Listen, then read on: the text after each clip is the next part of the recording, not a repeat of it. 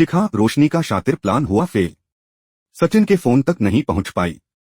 जब सायली की मुस्कान में सचिन को मिली सुकून की उड़ान, देखिए उड़ने की आशा का दिल छू लेने वाला एपिसोड। तो कहानी की शुरुआत होती है सचिन और सायली के कार सफर से। कार की खिड़की से बाहर झांकती हुई सायली की मुस्कुराहट देखकर सचिन का दिल भर आता है। वो मुस्कुराकर कहता है, सायली तू ऐसे ही हंसती रहा कर, तुझे देखकर मेरे मन को शांति मिलती है। कितने दिन हो गए थे तुझे परेशान देखे हुए, अब लग रहा है बप्पा ने सब कुछ ठीक कर दिया है। सायली के चेहरे पर भावुकता और प्रेम की एक झलक आती है और वह सचिन का हाथ थाम लेती है। सचिन का चेहरा भी खिल उठता है। वह कहता है कि उसके दिल में अभी जैसे सितार बज रहे हैं। सायली उसकी बात पर हंस देती है, लेकिन सचिन गंभीरता से कहता है कि वह मजाक नहीं कर रहा। तभी सायली अपनी आंखें बंद करके सचिन को फ्लाइंग किस देती है, जिससे सचिन थोड़ी देर के लिए चौंक जाता है। वह सायली को देखकर कहता है कि उसे यकीन नहीं हो रहा कि सायली इतनी रोमांटिक भी हो सकती है। सायली मुस्कुराकर जवाब देती है कि ये सब सचिन डिजर्व करता है। वो कहती है कि सचिन ही उसका सहारा है और उसकी जीत का असली हकदार वही है। सचिन मुस्कुराता है और कहता है, जीती तो तू है तो असली हकदार भी तू ही है, क्योंकि ये तेरी मेहनत का नतीजा है। लेकिन सायली कहती है, नहीं सचिन, ये जीत मेरी नहीं हमारी है। तुम्हारे बिना मैं ये कर ही नहीं पाती।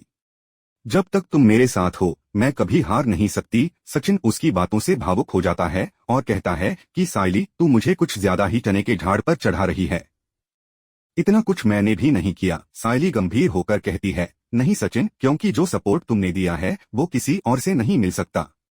तुम मेरे रीढ़ की हड्डी बनकर खड़े रहे, तभी मैं पंडाल का काम पूरा कर पाई। नहीं तो पिंटिया मुझसे सब कुछ छीन लेता। पिंटिया का नाम सुनते ही सचिन अचानक से गाड़ी रोक देता है। सायली चौंक जाती है और पूछती है, क्या हुआ। सचिन गंभीर होकर दो बातें कहता है, पहली कि पिंटिया जैसे गुंडे उनसे कभी नहीं जीत सकते, और दूसरी कि चाहे जिंदगी कितनी भी मुश्किल क्यों न हो वो हमेशा सायली के साथ खड़ा रहेगा। सायली भगवान का धन्यवाद करती है कि उसे सचिन जैसा पति मिला है। सचिन मुस्कुराता है और कहता है कि सायली जितनी तारीफ आज उसकी कर रही है उतनी किसी ने आज तक नहीं की। फिर वो सायली से पूछता है कि उसकी मेहनत की कमाई का क्या करेगी। सायली बताती है कि कुल 30,000 रुपए बचे हैं, जिसमें से 10,000 रुपए गुल्लक में डालेंगी, 10,000 रुपए बिजनेस में लगेंगी और बाकी 10,000 रुपए से कार की ईएमआई भरेंगी। लेकिन सचिन उसे रोकता है और कहता है कि ईएमआई की जिम्मेदारी उसकी है। सायली के पैसे उसके घर वालों और खुद के लिए होने चाहिए। सायली उसकी बात मान लेती है और मुस्कुराकर कहती है कि उसे सचिन पर पूरा भरोसा है। दूसरे सीन में घर का माहौल कुछ गंभीर नजर आता है। रेणुका, रिया और तेजस एक पारिवारिक चर्चा में लगे होते हैं।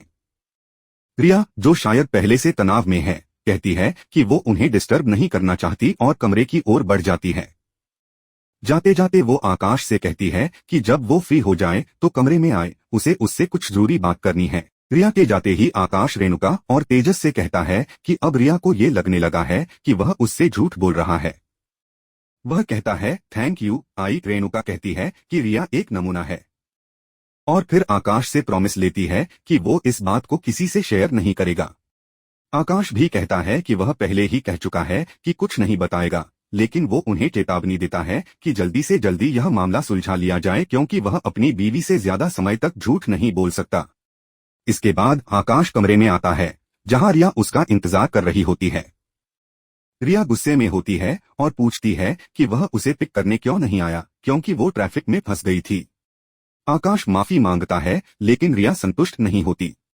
वह कहती है कि पहले आकाश उसका बहुत ख्याल रखता था, लेकिन अब वो बदल गया है। आकाश सब कुछ बताना चाहता है, लेकिन रेणुका की बात याद करके चुप रह जाता है। रिया कहती है, मुझे तुम्हारा सॉरी नहीं चाहिए, ये सबसे ज्यादा ओवरयूज्ड शब्द है। मुझे मेरा पुराना आकाश चाहिए, और नाराज होकर कमरे से बाहर चली जाती है। रात का समय है और परेश पूरे घर में घूम घूम कर सबको खोज रहा होता है। घर की खामोशी उसे बेचैन कर देती है। तभी आकाश कमरे से बाहर आता है और सामने से रिया भी आती है, लेकिन वह गुस्से में उसे नजरअंदाज कर देती है। परेश पूछता है कि सब लोग कहाँ हैं और कहता है कि आज का सन्नाटा उसे डरा रहा है। आकाश उसे समझाने की कोशिश करता है कि सब अपने कामों में व्यस्त हैं। रिया भी ताना मारती है कि कभी कभी लोगों को बता देना चाहिए कि क्या चल रहा है, क्योंकि सामने वाला हर बार सब कुछ समझ नहीं सकता। तभी तेजस कमरे से निकलता है और आकाश को गले लगाकर सबसे अच्छा भाई कहता है। दोनों के बीच हंसी मजाक होता है।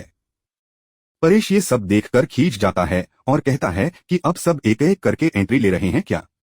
फिर वह रेणुका को पुकारता है। थोड़ी देर बाद रेणुका थकी हारी बाहर आती है।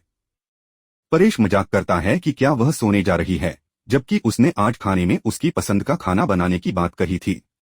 रेणुका सफाई देती है कि पूरा दिन घर की सफाई की, इसलिए थक गई और भूल गई। परेश पूछता है कि ऐसा क्या कर दिया जो इतनी थक गई।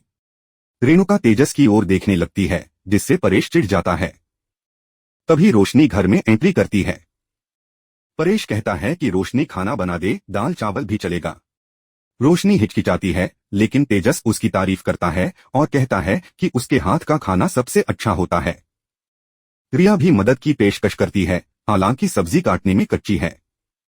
आकाश माहौल संभालता है और कहता है कि वह दाल चावल बनाना बता देगा। इसी बीच सचिन और सायली घर लौटते हैं, हाथों में खाने के पैकेट्स के साथ। सचिन खुश होकर कहता है कि सायली की सफलता की खुशी में वह बाहर से खाना लाया है और ये एक छोटी सी पार्टी है। सायली बताती है कि उसने स्पेशल ऑर्डर दिया था, शुद्ध शाकाहारी खाना। सबका मूड अचानक बदल जाता है। तेजस फिर ताना मारता है कि इतनी मेहनत के बाद साधारण खाना नहीं खा सकता। रेणुका उसे डांटती है और कहती है कि चुपचाप जो मिला है वही खा। सब हंस पड़ते हैं। डाइनिंग टेबल पर सभी खाना खाने बैठते हैं। सचिन शरारत करता है और तेजस की प्लेट छीन लेता है। कहता है कि ये खाना सब खा सकते हैं, लेकिन तेजस नहीं, क्योंकि उसने उनके बिजनेस और मेहनत का मजाक उड़ाया था। तेजस मिन्नत करता है, रेणुका से भी सिफारिश करता है, लेकिन इस बार कोई उसकी मदद नहीं करता। अंत में सचिन हंसकर उसे खाना लौटा देता है, लेकिन साथ में कहता है, जा बकासुर, अब जितना खाना है खा ले। सब हंसते हैं और खाना शुरू करते हैं। तो कहानी ऐसे मोड़ पर पहुंचती है जहां तेजस की जिंदगी एक बार फिर सवालों और चुनौतियों से घिरी हुई है। जब वह खाने के बारे में सोचता है तो जेब में केवल 20 रुपए होते हैं। उसे एहसास होता है कि 1 महीने के भीतर पैसे का इंतजाम न हुआ तो तावड़े उसकी जिंदगी पर ऐसा कहर ढाएगा कि सब कुछ तहस-नहस हो जाएगा। इसी तनाव के बीच उसका स्टाफ आता है और एडवांस सैलरी की मांग करता है, क्योंकि किसी की पत्नी को जुड़वा बच्चे हुए हैं और उसे गांव भी जाना है। पहले तो तेजस उनकी खुशी में बधाई देता है, लेकिन जब स्टाफ कहता है कि जब मैं क्रेडिट कार्ड का बिल नहीं चुका पा रहा तो एडवांस कहां से दूं, इधर 2 और कर्मचारी आते हैं और अपनी सैलरी की मांग करने लगते हैं। तेजस सबको समझाता है कि हालत खराब है, पिछले हफ्ते कोई बिक्री नहीं हुई। अंततः वह 6 दिनों की मोहलत मांगता है, जिसे सब मान लेते हैं। लेकिन भीतर ही भीतर तेजस घबराता है, खुद के पास खाने पीने के पैसे नहीं हैं, फिर स्टाफ की सैलरी कैसे देगा। दूसरी ओर घर में सचिन मोबाइल पर बिजनेस आइडिया देख रहा होता है, खुद कुछ नहीं खा रहा होता। सायली आती है और पूछती है, नाश्ता क्यों नहीं किया। सचिन मुस्कुराकर कहता है कि वह अपने सपनों की उड़ान पर काम कर रहा है। वह सायली को उनकार फ्लड बिजनेस सेटअप की तस्वीरें दिखाता है और कहता है कि एक दिन उसके भी ऐसे ही सेटअप होंगे। सायली उसे प्रेरित करती है, दोनों आंखें बंद करके अपने अपने सपने सोचने लगते हैं। सायली के सपने में एक खूबसूरत फूलों की फ्लोरिश शॉप होती है, जहां ग्राहकों की लंबी लाइन लगी होती है और परेश रेणुका उसे सफल होने पर शुभकामनाएं देते हैं। फिर सचिन का सपना आता है, उनकी सावित्री ट्रैवल एजेंसी साथ में, जहां तेजस उसका असिस्टेंट बनकर गाड़ियों की बुकिंग करता है और परेश रेणुका वहां भी आशीर्वाद देने पहुंचते हैं। दोनों सपनों से बाहर आते हैं। सायली खुशी से पूछती है, कैसा रहा। सचिन कहता है कि सपना देखने में बहुत मजा आया और सपने देखने के लिए पैसे नहीं चाहिए, बस हौसला होना चाहिए। सायली सहमत होती है, वो भरोसा दिलाती है कि एक दिन उनके बड़े सपने जरूर पूरे होंगे। फिर सायली सचिन को नाश्ता खिलाने के लिए कहती है। सचिन मोबाइल में एक कार फ्रीट की तस्वीर सेव करते हुए कहता है कि वह बिजी है, क्या सायली खुद ही नाश्ता बना दे। सायली प्यार से खाना खिलाने लगती है। खाते खाते सचिन सपना बताता है, वह किसी के साथ साझी व्यवसाय नहीं कर सकता, क्योंकि पूरा ध्यान इस टैक्सी बिजनेस को बड़े पैमाने पर ले जाने पर है। पहले वह खुद इसे संभालेगा, फिर फंडिंग के जरिए इसे फैलाएगा और बाद में दूसरों के लिए इसे हेरिटेज शील्ड की तरह छोड़ देगा। उसका विश्वास है कि उसका लग्जरी टैक्सी सर्विस एक दिन वर्ल्ड फेमस होगा और सब हैरान रह जाएंगे। सायली उसकी इस बात से खुश होती है और कहती है कि अगर वह इसी तरह लक्ष्य पर ध्यान देता रहा तो जरूर बहुत आगे जाएगा। फिर वह मजाक में पूछती है, अगर कोई मुझे सचिन को हाथ से नाश्ता खिलाते हुए देख ले, सचिन हंसते हुए बोलता है कि बस यही कहेंगे कि पत्नी अपने बिजी पति से कितना प्यार करती है और पसंदीदा खाना हाथों से खिलाती है। इस बीच सचिन को सवारी का कॉल आता है, उसे निकलना होता है। गाड़ी में पहुंचता है और देखता है कि सवारी शिखा है।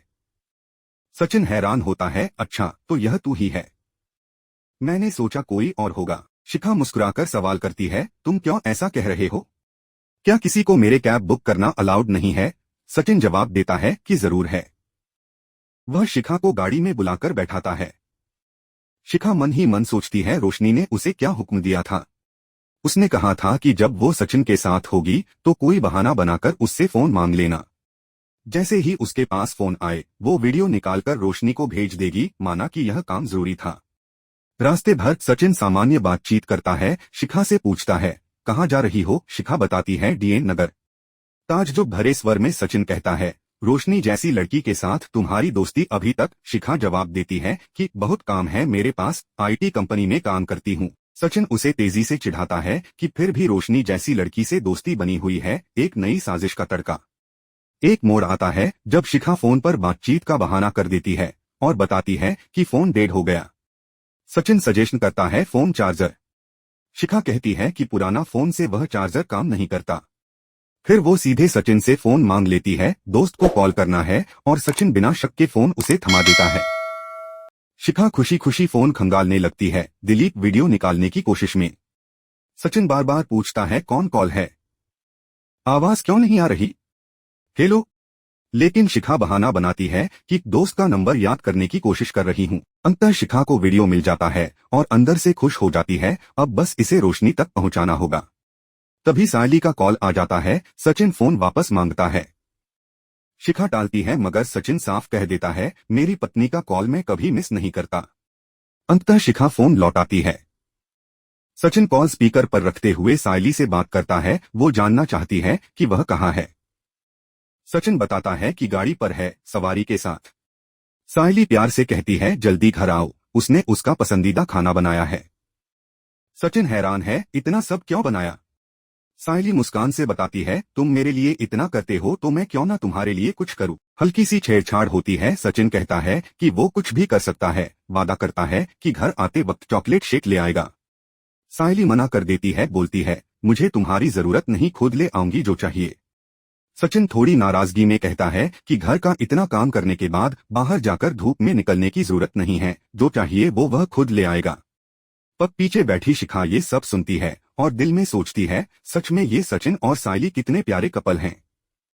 कहते हैं ना, बाहरी सख्ती के बीच अंदर से कितना नरम होता है, और ये देखने में झलकता है। उसने पहली बार सोचा था कि शादी जैसी चीज नहीं अपनानी चाहिए, लेकिन अपने दोस्तों को देख शिखा को महसूस हुआ कि शादी बुरा नहीं बल्कि खूबसूरत भी हो सकती है। लेकिन इसी विचार से रोशनी परेशान होती है। वो गुस्सा करके फोन काट देती है और सोचती है कि शिखा का कोई काम नहीं। उसे कोसते हुए याद आता है कि यह सब उसकी ही गलती थी, उसने शिखा को जिम्मेदारी दे दी थी। अचानक तेजस वहां आ जाता है, बाबू कहकर बुलाता है। रोशनी चौंक जाती है, डर जाती है कि तेजस ने सब कुछ उसकी और शिखा की बातें सुन तो नहीं ली। और ऐसे ही एक सस्पेंस भरे, भावनात्मक और हीलिंग से भरपूर सीन के साथ आज का यह एपिसोड यहीं समाप्त होता है। दोस्तों, आपको यह वीडियो कैसा लगा नीचे कमेंट में जरूर बताइए। ह्यूमर में हाइप करना मत भूलिएगा। लाइक, शेयर और सब्सक्राइब करना भी जरूरी है ताकि आपको ऐसे लेटेस्ट एपिसोड अपडेट टेलीविजन से पहले मिलते रहें।